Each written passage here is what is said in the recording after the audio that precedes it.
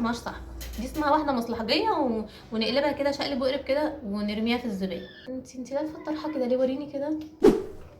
هلو يا بنات، فيديو النهارده كافي توك زي ما شفتي في العنوان. هو مختلف شويه عن الفيديوهات اللي احنا بنعملها، مش ميك اب، مش كلام. هنتكلم مع بعض، هقولك نصايح وكم نقطه كده تكشفي بيهم الناس اللي حواليكي، وفي نفس الوقت هقولك لو انتي لقيتي واحده في حياتك من اللي احنا هنتكلم عليهم النهارده تخلعي منها ازاي بشياكه. جهزي قهوتك كده وانا هقوم اجهز قهوتي وهاجي ونحكي مع بعض. متنسيش لو انتي اول مره تيجي اشتركي في القناه وفعلي الجرس، اعملي لايك للفيديو ده ويلا بينا نبدا. جيت لكم تاني بالقهوه. طالعه لكم بصراحه بالبيجامه، انا مش محروجه بس عايزه احس ان انا واخده راحتي كده وبحكي مع اصحابي. خش في الموضوع على طول. هقسم لك اللي احنا هنتكلم فيه على نقط عشان برضو تبقي فاهمه. اول حاجه، اللي بتنتقدك دايما. الصاحبه دي انا مش عارفه ازاي بقولك صاحبه. مفيش صاحبه بتبقى شايفه صاحبتها بتعمل حاجه وحشه، لكن خليني اوضح لك نقطه تانية. ان صاحبتك لو شايفاكي بتعملي حاجه وحشه ممكن تقولك بينك وبينها بصي انا شفتك عملتي كذا بس المفروض ما كنتيش تعملي الحاجه دي، او بصي انتي قلتي لفلانه كذا وكسفتيها بصراحه فانا قلت انبهك بينك وبينها. لكن اللي بتنتقد اللي انا بقولك عليها، لان انا الموقف ده حصل معايا من واحده الله يسامحها، المفروض ان هي كانت صاحبتي بس كانت طول الوقت حرفيا شايفه ان انا بلبس وحش. ممكن مثلا تشوفني لابسه طرحه بطريقه مختلفه النهارده، ايه ده هو انت لابسه الطرحه كده ليه؟ وريني كده. تقعد كده عارفين تمسك الطرحه، ايه ده انت عاملاها كده ليه؟ لا وقدام بقى كل صحابنا بقى فاهمين، مش حتى بيني وبينها، ما تاخدنيش بيني وبينها على جنب، وعارفه لو كنتي عملتيها بالطريقه دي هتبقى احلى. لا ما كانتش بتعمل كده.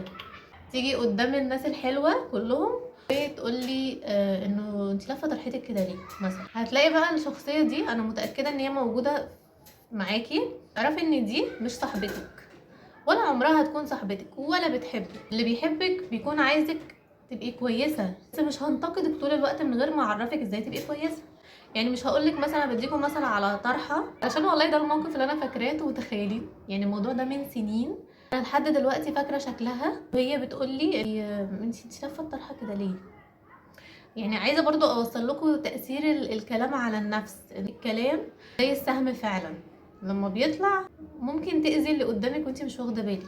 فاللي بتنتقدك دايما دي خليكي عارفه انها عمرها ما هتكون صاحبتك ولا بتحبك ولا بتتمنى لك الخير.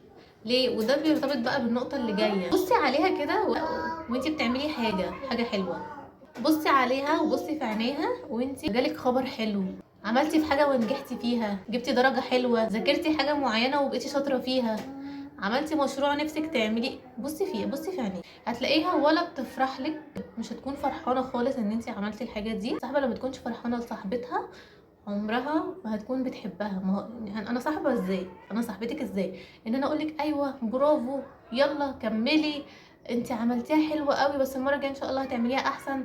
هي دي صاحبتي، دي اللي بالنسبه لي انا عمري ما اسيبها.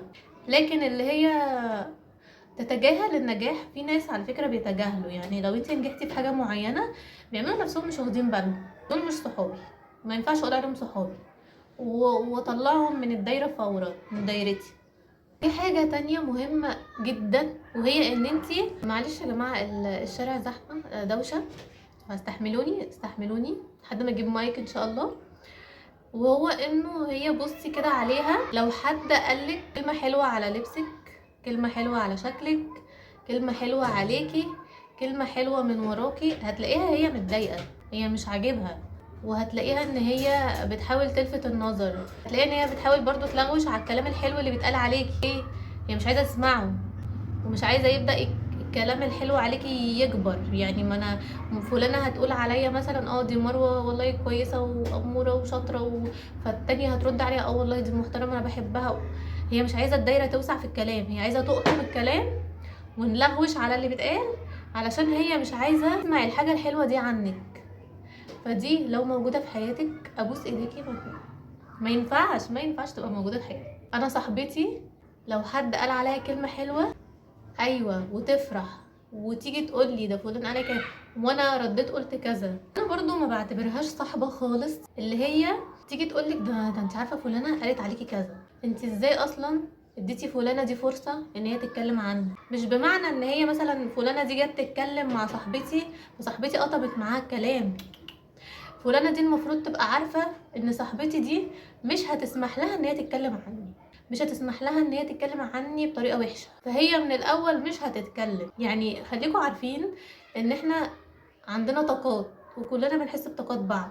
انا ممكن ابقى قاعده معاكي ووصل لي الطاقه بتاعتك ان انتي بتحبي فلانه، ما اقدرش اتجاوز حدودي معاكي، او يعني وانا بتكلم على فلانه دي معاكي، ليه وصل لي طاقتك ان انتي لا فلانه دي بالنسبه لي خط احمر، فانتي كمروه ما تجيش تقولي لي عليها حاجه. فكون ان يوصل لصاحبتك دي ان حد تاني ويتكلم معاها عليكي، فكده مش واصل لها من الحد التاني ان انتي خط احمر بالنسبه لها. وصل لكم ان انا عايزه اقول ايه؟ فكون ان حد اتكلم معاها عليكي سواء ان هي دفعت او ما دفعتش او الله اعلم ايه اللي حصل، برضو حاسه ان دي مش الصحبه برضو اللي انتي تبقي موجوده معاها او مخليها دايما في حياتك. مش انتي الخط الاحمر بالنسبه لها، وان محدش ينفع يتكلم عليكي، وان محدش ينفع يجيب سيرتك. النقطه دي كان مهمه قوي ان انا اتكلم معاكم فيها. اخر نقطه، والله مش عايزه الفيديو يخلص، عايزه اقول لكم كلام كتير. حاسه ان انا قاعده مع اخواتي كده قاعدين بنحكي مع بعض، فالكلام اللي انا بقوله لكم ده من القلب للقلب، لان دي حاجات حصلت معايا. وطبعا انا مش حابه احكي تفاصيل ولا اقول اسامي ولا الكلام ده، ولكن دي زي اللي هو كانها خبره انا بوصلها لكم، تكوني انت لسه ما تعرضتيش لكل الحاجات دي. فانا بلخص لك الريد فلاجز اللي حواليك، بلخص لك الموضوع. لقيتي فلانه بتعمل اللي مروه قالت عليه 1 2 3 4، خلاص فلانه دي انا مش هكلمها تاني على ضمانتي، عشان بعد كده تندمي. النقطه الاخيره اللي هتكلم معاكم فيها، وهي صحابي اللي بيفتكروكي وقت ما هم عايزين محتاجينك، مخنوقه، عايزه تفضفض، عندها مشكله، عايزه تشتري حاجه، عايزاكي في حاجه، عايزاكي تعملي لها حاجه، ماشي لحد هنا تمام. وبعد كده انت بقى، انا بقى مروه اجي اكلم فلانه وانا محتاجاها، فلانه دي طارت مش موجوده. صحاب اللي هم ما بيكونوش موجودين معاكوا غير في مصلحتهم هم. من الاخر، في ناس بتاخدك حق مكتسب، انت اعملي لي، انت قولي لي، انت سوي لي، انت.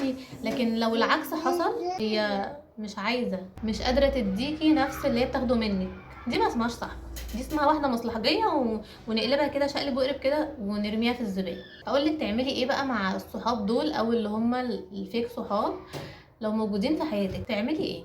بصي لو هي ايه يا نوني استني يا ماما خلينا اخلص تصوير يا شيخه يا مان بقى، حرام عليكي، عايزه اخلص ماشي. ممكن وانا بلفها برويت اكمل معاكم، ماشي عشان تبقى سهله بس.